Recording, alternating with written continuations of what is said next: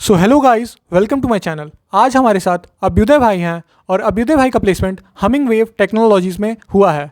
तो आज हम अभ्युदय भाई से जानेंगे कि इस कंपनी से के रिलेटेड हर एक बातें, कि उन्होंने कैसे प्रिपरेशन की थी, कितने राउंड्स हुए थे, एक एक करके हम सारी बातें जानेंगे। तो अभ्युदय भाई, पहले आप अपने बारे में बताओ।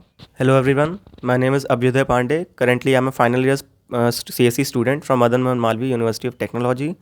Currently, I'm placed in Humming Wave Technologies. Okay भाई, तो भाई जो ये कंपनी है, इसने आपको कितना पैकेज दिया था और किस रोल के लिए आपको सेलेक्ट किया है?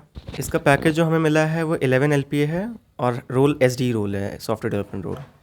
तो भाई अब हम आगे बढ़ने से पहले एक और चीज़ जान लेते हैं कि क्या एलिजिबिलिटी क्राइटेरियाज इस कंपनी ने रखे थे।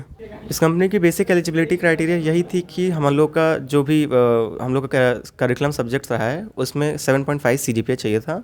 उसके अलावा 10th 12th में 60% चाहिए था और इसके अलावा और कोई क्वालिफिकेशन नहीं था। तो भाई अब हम जानते हैं कितने राउंड्स हुए थे और एक एक राउंड्स को फिर डिटेल में जानेंगे। तो पहले आप बता दीजिए कितने राउंड्स हुए थे। इस कंपनी का बेसिकली 3 राउंड्स हुआ था। सबसे पहले उसमें रेज्यूमे शॉर्टलिस्टिंग हुई थी, तो उसमें जितने लोगों का 7.5 CGPA के ऊपर था उनको शॉर्टलिस्ट किया। सेकंड राउंड में एप्टीट्यूड राउंड था, एप्टीट्यूड प्लस इंग्लिश राउंड था। उसमें एप्टीट्यूड और इंग्लिश दोनों काफ़ी अच्छे लेवल के थे, तो वो आए थे। फिर तीसरे राउंड में 80 लोगों को शॉर्टलिस्ट किया था फॉर इंटरव्यू, फाइनल इंटरव्यू। तो उस इंटरव्यू में HR प्लस टेक्निकल सब कंबाइंड था, तो फाइनली उसके बाद लिस्ट आ गई थी सिलेक्शन की। ओके भाई, तो भाई जैसा आपने बताया कि पहला राउंड ये रेज्यूमे शॉर्टलिस्टिंग था, तो रेज्यूमे शॉर्टलिस्टिंग में उन्होंने क्या देखा और आपको क्या लगता है कि रेज्यूमे में हमें क्या क्या मेंशन रखना चाहिए जब हम ऐसी कंपनी के लिए अप्लाई कर रहे हैं? तो बेसिकली जो इनका रेज्यूमे शॉर्टलिस्टिंग का क्राइटेरिया था वो सबसे बेसिक था कि आपका CGPA 7.5 के ऊपर होना चाहिए आपके बीटेक में। तो बेसिक क्राइटेरिया तो यही था। बाकी उसके अलावा इन लोगों का ये ध्यान था कि आपके टेक्निकल स्किल्स अच्छे हैं कि नहीं, आपने रिसेंट टेक्नोलॉजी सीखी हैं कि नहीं, बाकी आपके कोडिंग के बैकग्राउंड कैसा है। तो इन सब बेसिस पे आपका रेज्यूमे शॉर्टलिस्टिंग हुआ, लेकिन the basic criteria was 7.5 CGPA। Okay भाई, तो भाई यहाँ पे लगता है मुझे कि रेज्यूमे से रिलेटेड जो डाउट होगा सबका क्लियर हो चुका होगा। अब हम बढ़ते हैं अगले राउंड की तरफ कि जो सेकेंड राउंड था उसमें उन्होंने क्या प्रोसेस कराया था और जो टेस्ट था ये उसमें किस तरह के क्वेश्चंस पूछे थे, इसके बारे में एक बार डिटेल में बता दूँ। सेकेंड राउंड हमारा एप्टीट्यूड राउंड था, एप्टीट्यूड प्लस इंग्लिश राउंड था। उसमें बेसिकली हमारा 3 सेक्शंस आए थे, जिसमें से एक एप्टीट्यूड का था, फिर एक रीजनिंग का था और फिर एक इंग्लिश का था। तीनों में सवाल काफ़ी अच्छे आए थे। एक डेफिनेट टाइम स्लॉट के अंदर हर एक सेक्शन को कंप्लीट करना था। वो टाइम हमें याद नहीं है, लेकिन हाँ 3 सेक्शंस थे। बाकी लेवल क्वेश्चंस का मॉडरेट टू डिफ़िकल्ट था। इंग्लिश भी काफ़ी अच्छी आई थी। तो इस कंपनी का जो बेसिक क्राइटेरिया था वो एप्टीट्यूड ही राउंड था, सबसे पहला राउंड। और इसका रिजल्ट हमारा CGPA प्लस क्यूमुलेटिव जो हमारा एप्टीट्यूड का नंबर था उसका क्यूमुलेटिव रिजल्ट बन के इंटरव्यूज़ के लिए शॉर्टलिस्ट किया जाता है। इन शॉर्ट इस कंपनी का CGPA पे बहुत ज़्यादा ध्यान था। ओके भाई, तो भाई जैसा आपने बताया कि एप्टीट्यूड अच्छे लेवल का आता है और इंग्लिश भी ठीक ठाक आती है, तो भाई आपने प्रिपेयर कहाँ किया था एप्टीट्यूड, और एप्टीट्यूड के लिए आप क्या सजेशन देना चाहोगे कि कहाँ से सबको प्रिपेयर करना चाहिए? एप्टीट्यूड के बेसिकली मैंने यार यूट्यूब से इधर उधर से लेक्चर देखे थे। जैसे अभी तो लेक्चर्स का याद नहीं है, बाकी कुछ एक मैंने गेट मेडिजी का भी एक सर थे, उनका भी एप्टीट्यूड मैंने पढ़ा था, तो काफ़ी अच्छा था। तो उसके बेसिस पे ही चीज़ें हो रही थी। बाकी इंग्लिश के लिए मैंने बहुत ज़्यादा ध्यान नहीं दिया, बस मैं ऊपर ऊपर देख के गया था, लगा था कि हो जाएगा। लेकिन जितना मैंने सोचा उस हिसाब से इंग्लिश काफ़ी अच्छी आई थी, तो उसी वक्त मैंने टैकल किया था। लेकिन हाँ, एप्टीट्यूड हमने यही गेट से भी और यूट्यूब से दोनों तरफ से मैंने पढ़ा था। ओके भाई, तो आगे बढ़ने से पहले एक और डाउट आ रहा था मुझे कि ये जो जितने प्रोसेस हुए थे ये ऑनलाइन फॉर्म में हुए थे या फिर ऑफलाइन, इसके बारे में बताना। नहीं, प्रोसेस में बस इंटरव्यू शॉर्टलिस्टिंग ही ऑनलाइन रहा था। उसके अलावा एप्टीट्यूड राउंड हमारे कॉलेज में जाके हम लोग दिए थे और इंटरव्यू भी हम लोग TNP में जाके दिए थे, तो सब ऑफलाइन था। ओके भाई, तो भाई अब बढ़ते हैं इंटरव्यू की तरफ कि इंटरव्यू कैसा था, उन्होंने उसमें क्या क्या पूछ रहे थे, इसके बारे में एक बार डिटेल में बता देना। इंटरव्यू देखा जाए तो काफ़ी अच्छा पूछा गया था। सबसे अच्छा इंटरव्यू इस कंपनी का था पूरे कॉलेज में। तो इनका सबसे पहले जो आपके करिकुलम के सब्जेक्ट्स होते हैं, जो 4 सब्जेक्ट्स होते हैं, computer networks, operating system, oops और DBMS, इन चारों से भी क्वेश्चन पूछा गया था एक एक। उसके अलावा आपके जो प्रोजेक्ट्स बनाए हो बीटेक में उससे रिलेटेड क्वेश्चन पूछा गया, जो भी आपका डेवलपमेंट था, वेब टेक था या एंड्रॉयड डेवलपमेंट था, उससे रिलेटेड क्वेश्चन था। एंड फाइनली जो आपकी कोडिंग है, कोडिंग बैकग्राउंड DSA, उससे भी पूछा गया था। तो इन शॉर्ट कंप्लीट हर एक चीज़ से क्वेश्चन पूछा गया था हर बच्चे से। कुछ कुछ लोगों से अच्छे सवाल पूछे गए हैं, किसी जैसे कंप्यूटर नेटवर्क से, मेरे से ऑपरेटिंग सिस्टम, DBMS, इन सब से सवाल पूछा गया। Apart from that coding also, DSA का ही 2 सवाल मेरे से पूछा गया। प्रोजेक्ट जो हमने बनाया था उससे रिलेटेड भी हमसे सवाल पूछा गया। तो ओके भाई, तो आपने बताया कि बहुत सारी चीज़ें पूछी गई, तो उसमें एक और चीज़ जो बहुत इंपॉर्टेंट होती है वो इंट्रो होती है। तो इंट्रो के बारे में आप एक बार डिटेल में बता दो कि इंट्रो में जब हम ऐसी कंपनीज़ में अप्लाई कर रहे हैं तो क्या क्या हमें मेंशन करना चाहिए, एक बार डिटेल में बता दो। इंट्रो यार बेसिकली ऐसा रखा करो कि वो मतलब सामने वाले को काफ़ी अच्छा लगे। जैसे सबसे पहले अपना नाम हम तो बता दी, ठीक है। उसके अलावा तुम्हारा स्किल्स क्या है, ऊपर ऊपर ऐसा नहीं पूरा रेज्यूमे में पूरा जो जो लिखा है सब बता दिए, वो नहीं। ऊपर ऊपर स्किल्स, हल्का हल्का प्रोजेक्ट्स जो आपने बनाए हैं ड्यूरिंग अपने फाइनल ईयर में, जो भी अपने करिकुलम में। उसके अलावा आपका स्किल्स हुआ, आपका प्रोजेक्ट्स हुआ, आपका इंटरेस्ट, जो जिस चीज़ में आपको इंटरेस्ट है, चाह रहे हो कि रिव्यू इंटरव्यूअर आपसे पूछे, तो इंटरेस्ट भी थोड़ा आप बता सकते हो। जैसे मैंने सर्च इंजन ऑप्टिमाइजेशन बताया था, क्योंकि मैंने थोड़ा अपने इंटर्न में ये सब चीज़ें किए थे। और आपका इंटर्न कहाँ पे आपने कैसे किया था, हल्का हल्का उसके बारे में। And finally hobbies. तो सबको एक अच्छे तरीके से फॉर्मेट बना के आपको बोलना होगा। ओके भाई, तो मुझे लगता है कि जो इंट्रो से रिलेटेड सारे डाउट्स होंगे वो क्लियर हो चुके हैं। अब बढ़ते हैं आगे। तो भाई अब हम जानते हैं कि प्रोजेक्ट में उन्होंने किस तरह के सवाल उठाए थे, और आपका प्रोजेक्ट क्या था, और उससे रिलेटेड उनके क्या क्या क्वेरीज वो आपसे पूछ रहे थे। प्रोजेक्ट के रिलेटेड जैसे हमसे पूछा कि जैसे हमारा URL श्रिंक का प्रोजेक्ट था, तो उसके बेसिस पूछा कि अगर बहुत सारे URLs आ जाएँ, बहुत सारे श्रिंक करने के URLs आ जाए तो आप कैसे करोगे। ये बेसिकली मेरा माइनर प्रोजेक्ट था और भी मैंने प्रोजेक्ट बनाए थे। तो जिस तरीके से आप देख रहे हैं कि जो भी आपका वेबटेक आपने यूज़ किया है उसी के बेसिस से वो लोग घुमा फिरा के पूछेंगे। तो अगर जैसे कोई फ्लटर इंटर्न है या तो कोई फ्लटर डेवलपर है, तो उससे उसका एंड्रॉयड से रिलेटेड ही चीज़ें पूछी जाएंगी। कोई बहुत हार्ड नहीं होगा, लेकिन हाँ अगर आपने अच्छे से किया है तो आप आंसर कर ले जाओगे। तो इन ऑल प्रोजेक्ट तो ज़रूरी रहता है इंटरव्यूज़ में। ओके भाई, तो भाई एक और क्वेश्चन प्रोजेक्ट से रिलेटेड मेरे माइंड में था है कि भाई कितने प्रोजेक्ट्स होने चाहिए। अगर आप कंपनीज़ में बैठ रहे हो तो बेसिकली आपको कितने प्रोजेक्ट्स बना के रखे रहने चाहिए, और वो फुल स्टैक होना चाहिए या फिर हाफ भी चलेगा, मतलब जैसे कुछ लोग वेब डेवलपमेंट का ही बना लेते हैं या सिर्फ बैकएंड का ही बना लेते हैं, तो उसके बारे में क्या कहोगे।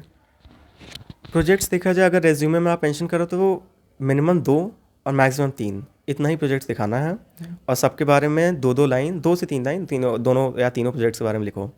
और जिसमें से एक प्रोजेक्ट कोशिश ये करो, अगर आप वेब डी वाले हैं तो पूरा फुल स्टैक पर है पूरा। लेकिन अगर एंड्रॉयड का है तो उसमें भी एक जो स्टैक होता है आप कंप्लीट एक प्रोजेक्ट मेंशन करो। उसके अलावा अगर आप कंप्लीट आपके पास फुल स्टैक का नहीं है, सिर्फ एक ही है, तो उसके अलावा एक आप बैकएंड का डाल दो, या तो मतलब आधा अधूरा भी चल सकता है, लेकिन एक कोशिश करो कि कंप्लीट रहे।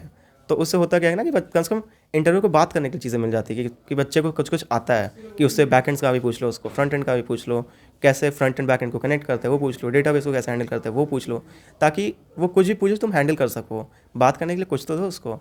या तो अगर तुम्हारे पास प्रोजेक्ट नहीं है तो इंटर्न ऐसी जगह करो कि साला इंटर्न से ही तुम्हें चीज़ें सब पता चल जाए, तो सही रहता है, काफ़ी अच्छा रहता है। तो भाई यहाँ पे मुझे लगता है प्रोजेक्ट से रिलेटेड सारे डाउट्स क्लियर हो चुके होंगे। अब इंटर्नशिप आपने बताया बहुत इंपॉर्टेंट होती है और उससे रिलेटेड सवाल भी पूछते हैं, तो भाई एक बार बता देना कि कितने इंटर्नशिप्स करने चाहिए और क्या क्या क्वेश्चंस इंटर्नशिप से रिलेटेड वो पूछ लेते हैं।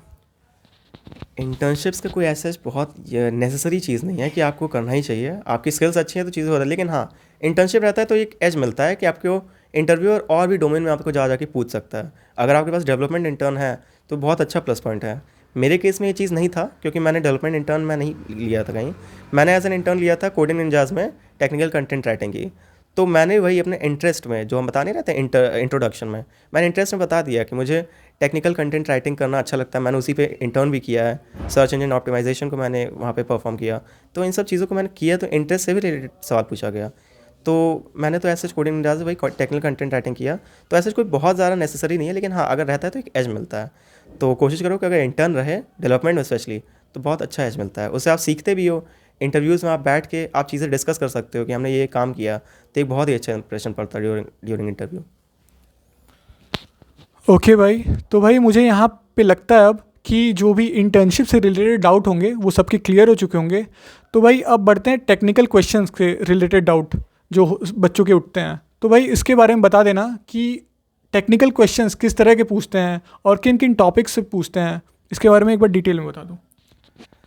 जो हमारे करिकुलम के 4 सब्जेक्ट्स हैं, C++ का या फिर जो भी एक भी object oriented programming using C++ या जावा, उसके बाद कंप्यूटर नेटवर्क्स, फिर ऑपरेटिंग सिस्टम और फिर एक DBMS। ये 4 करिकुलम के सब्जेक्ट्स हैं जिससे रिलेटेड इंटरव्यूज़ में सवाल पूछे जाते हैं।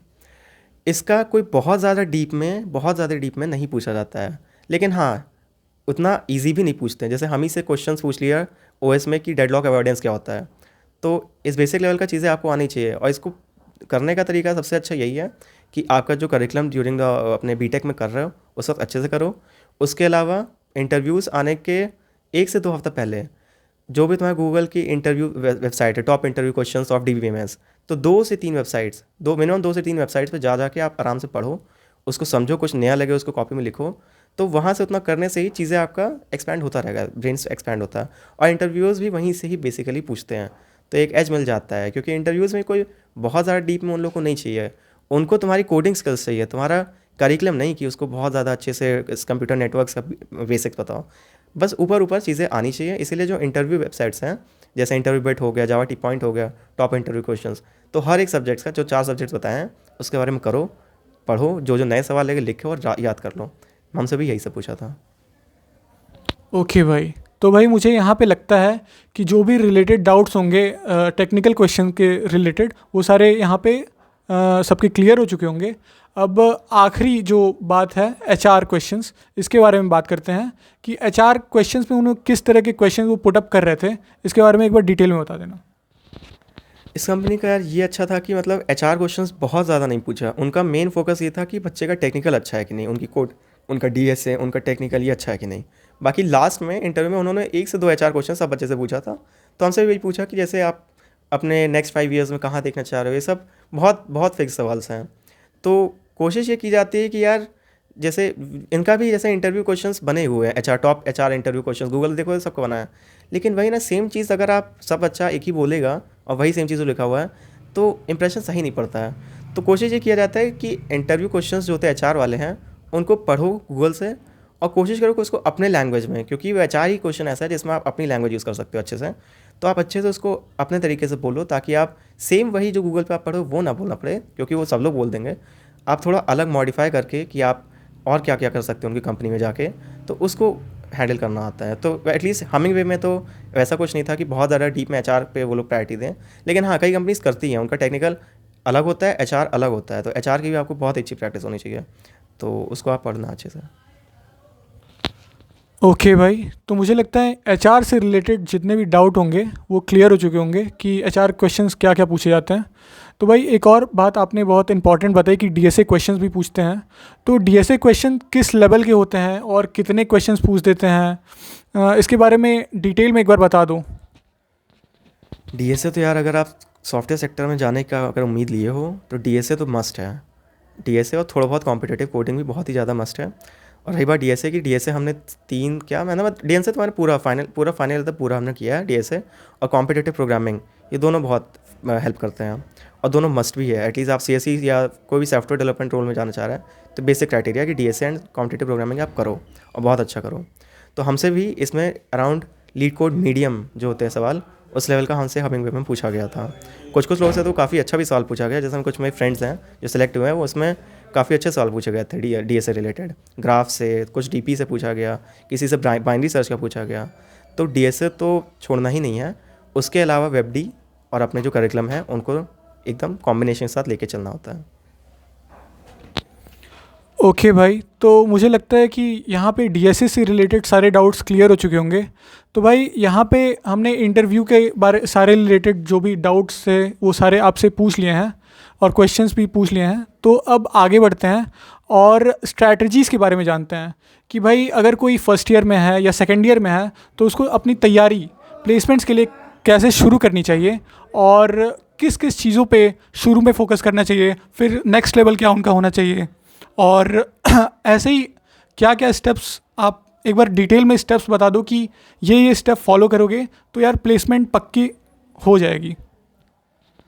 देखो, अगर प्लेसमेंट का एम लेके कॉलेज आए हो तो कोई बहुत ज़्यादा आपको पेन नहीं लेना है। एन्जॉयमेंट के साथ हल्का फुल्का पढ़ते रहो, हल्का फुल्का थोड़ा और अच्छा मेहनत कर लो तो प्लेसमेंट और एन्जॉयमेंट सब हो जाता है। तो अगर आप फर्स्ट ईयर या सेकेंड ईयर में हैं तो सबसे पहले बेसिक आप कॉम्पिटिटिव कोडिंग करो। एक पहले C++ या जावा में से एक लैंग्वेज सीखो, STL उसका लेके आप कॉम्पिटिटिव कोडिंग में जाओ। डिफरेंट डिफरेंट वेबसाइट्स हैं, जैसे कोड फोर्सेस हो गया, कोड फोर्सेस थोड़ा एडवांस है, जैसे कोड शेफ हो गया, लीड कोड हो गया। जब इस पर आप कंफर्टेबल हो जाओ तो उसके बाद आप कोड फोर्सेस पे जाके कॉन्टेस्ट दो, रियल टाइम कॉन्टेस्ट दो, जहाँ पे बहुत सारे पार्टिसिपेंट्स आके अपना कॉन्टेस्ट देते हैं, तो उसमें आपकी रैंक आती है। तो वो आपका उसको अपना पढ़ाई मत समझ के, एक होता है ना एन्जॉयमेंट। फ्री फायर गेम में आप लोग रूम बना के खेलते हो, वो भी एक अपना 5-6 लोगों का ग्रुप बना लो कोडिंग का, आराम से जाओ, 8 से 10 कॉन्टेस्ट होता है, आराम से उसको दो, देखो किसकी क्या रैंक आ रही है, किसने कितना सवाल किया, डिस्कस करो। कभी तुम किसी से सीखोगे, कभी कोई तुमसे सीखेगा, काफ़ी अच्छा माहौल होता है। तो उससे आप चीज़ें बहुत ही ज़्यादा सीखते हो। और यही सब जो कॉन्टेस्ट होते हैं, इन्हीं के कभी कभी कहो सवाल आ जाए इंटरव्यूज़ में। एक आधा तो मेरे ही इंटरव्यूज़ में आए थे। तो चीज़ें काफ़ी ज़रूरी हैं। तो अगर आप बिगनर हो तो कॉम्पिटिटिव कोडिंग और DSA, जो भी आपका stack, Q, link list tree, ये सब जो भी है आप पढ़ के अपना नोट्स बना के अपना पढ़ते रहना। तो ये तो बेसिक है। बाकी थोड़ा कॉम्पिटिटिव कोडिंग बीच बीच में साइड करके एक डेवलपमेंट स्टैक, जैसे आप वेबडी हो तो मर्न ले लो या पाइथन के थ्रू ले लो, जो भी आपको पसंद है। अगर आप एंड्रॉयड करना चाह रहे हो तो थोड़ा थोड़ा टाइम निकाल के आप अपना डेवलपमेंट भी स्ट्रॉन्ग करो। बहुत ज़्यादा अगर डेवलपमेंट आपका स्ट्रॉन्ग नहीं है तो कोशिश करो कि कोडिंग आपकी अच्छी हो जाए। अगर कोडिंग बहुत ज़्यादा अच्छी नहीं है तो कोशिश करो डेवलपमेंट स्ट्रॉन्ग हो जाए। लेकिन हाँ, ऐसा मत करना कि यार कि सिर्फ डेवलपमेंट ही कर रहे हैं, कोडिंग छोड़ दिया, सिर्फ कोडिंग कर रहे हैं डेवलपमेंट छोड़ दिया। मतलब मिक्सचर लेके चलो, बस किसी एक को बहुत अच्छे से टाइम देना। तो ऐसे ही हमने भी किया था, मैंने कोडिंग को ज़्यादा टाइम दिया था। बाकी एक अच्छा ग्रुप लेना बहुत ज़रूरी है, तो इसलिए कोशिश करो कि दोस्तों का ग्रुप बना के आपस में बैठ के कोडिंग करो, काफ़ी सही रहता है। ओके भाई, तो जैसा आपने बताया कि DSA बहुत इंपॉर्टेंट होता है, तो ऐसा देखा गया है कि जब लोग CP करना स्टार्ट करते हैं तो बहुत ही फ्रस्ट्रेटिंग होता है उन लोग के लिए, क्योंकि क्वेश्चन सॉल्व बहुत मुश्किल से होते हैं शुरू में। तो भाई इसके लिए क्या कहोगे कि कैसे मोटिवेट रहना चाहिए? बिल्कुल यार, देखा जाए कॉम्पिटिटिव प्रोग्रामिंग की जर्नी में तो हमें भी, या तो हमें क्या सबको ही फ्रस्ट्रेशन, डिमोटिवेशन आता ही आता है। कि कहो आप सिर्फ 2 सवाल कर रहे हो, आपका ही फ्रेंड 4 सवाल करके बैठा हो, उसकी और आपकी रैंक में 4,000 5,000 का डिफरेंस हो। तो ये सब चीज़ें यार होती हैं। तो मुद्दे की बात ये भी है कि आप सॉफ्टवेयर लाइफ में जा रहे हो भाई, जॉब की कोई गारंटी नहीं है कि कब निकाल दिया जाए। भाई प्रेशर हैंडल करना, फ्रस्ट्रेशन को हैंडल करना यहाँ नहीं सीखोगे तो वहाँ जाके तो और दिक्कत हो जाएगी। तो वो बहुत ज़रूरी होता है। और कैसे हैंडल करना है भाई, किसी ना किसी को देख के मोटिवेशन आपको लेना चाहिए। हमारी बैच में कई लड़के थे जो हमसे ज़्यादा मेहनत करते थे, लेकिन उनका नहीं अच्छा हो पाता था। तो हमें उनसे मोटिवेशन आता था कि यार अगर वो लगा हुआ है तो हम लगे हुए हैं, तो क्या दिक्कत है। तो और भी जो अलग अलग कॉलेजेस में हैं उनसे मोटिवेशन लो। यूट्यूब पे भी इतने अच्छे अच्छे लोग पढ़े हैं, वो लोग बेसिक से शुरुआत की और आज बहुत अच्छा कर रहे हैं। और ऐसा भी नहीं है कि सिर्फ एक्सपर्ट बन जाओ या स्पेशलिस्ट बन जाओ तो चीज़ें बहुत अच्छी होती हैं। आप बस करो, सवालों को अप्रोच करने का तरीका भी आ रहा है ना, तो भी बहुत है। लेकिन कोशिश करो कि आप अच्छा करो। तो मोटिवेशन तो यार ज़रूरी होता है इस केस में। ओके भाई, तो भाई एक और क्वेश्चन जो मेरे दिमाग में आ रहा था कि कई लोग इसी में कंफ्यूज रहते हैं कि उन्हें एंड्रॉयड डेवलपमेंट करना है या वेब डेवलपमेंट करना है, तो इसके बारे में एक बार क्लैरिफाई कर दो। देखो, एक तो पर्सनल एक अपना इंटरेस्ट होता है, तो मेरा जैसे इंटरेस्ट थोड़ा वेबडी में ही था। बाकी रही बात वेबडी लें कि एंड्रॉयड ले, किसी को ये डाउट हो रहा है तो सीधा तरीका है। जैसे अभी अभी के ट्रेंड में क्या है कि वेब थोड़ा ज़्यादा चलन में है। आगे आने वाले 2 साल में हो सकता है यार कोई और सिनेरियो, तो उस पर्टिकुलर डे पे आप देखो कि कौन सी चीज़ की ज़्यादा मांग है। मेरे केस में था कि वेबडी थोड़ा ज़्यादा मांग में थी, और उसे इंटर्न लोगों का मैं देख रहा था काफ़ी जल्दी लग भी जा रहा था। तो जिसकी बेसिक वेबडी है या थोड़ा अच्छा भी कर लिया हो तो उसकी इंटर्न लग जा रही थी, तो मैंने वेबडी चूज़ किया। लेकिन इसका मतलब ये नहीं है कि यार किसी को सब वेबडी में चले जाओ, क्योंकि जहाँ भीड़ है वहाँ अपॉर्चुनिटीज़ है, लेकिन उस हिसाब से कॉम्पिटिशन बढ़ जाता है क्योंकि भीड़ बहुत है।